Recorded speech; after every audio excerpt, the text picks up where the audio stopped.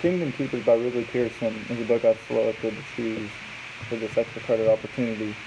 Everyone always wonders what it would be like to go to a theme park after dark. They always wonder what kind of things you would see, how awesome it would be just to roam the park at night. However, in this book, it kind of takes us back to the childhood memories of you always wonder how it would be if the creatures or the characters actually came to life.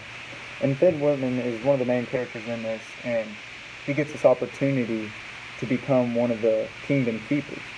And in reality, the Kingdom villains that's running the earth, they're trying to take over the Disney theme park.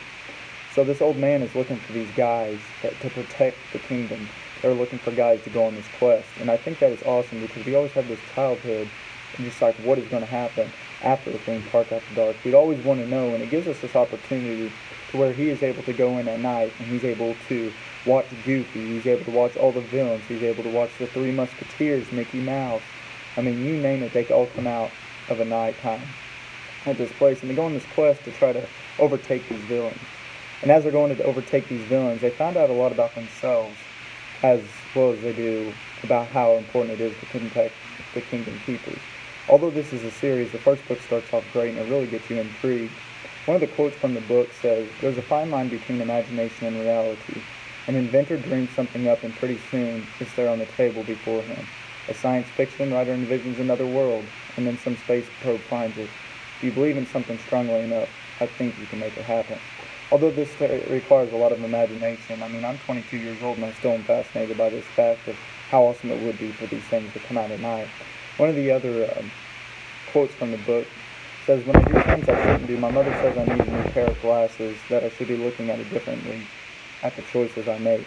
But I think when we go into those times, that book not only says a lot about the book, but it says a lot about itself. Sometimes we look at other people and we say, well, they're not picturing it the way they do, or the way I do, so it must be wrong. But in reality, sometimes just because somebody sees something different doesn't always make it right, and doesn't always make it wrong. It just means they have a different perception on the thing. And the last quote from the book that I think is very important is, "If you don't believe in yourself, who will?" In the beginning, all these characters, there's about 4 of them that's protecting the Kingdom Keeper.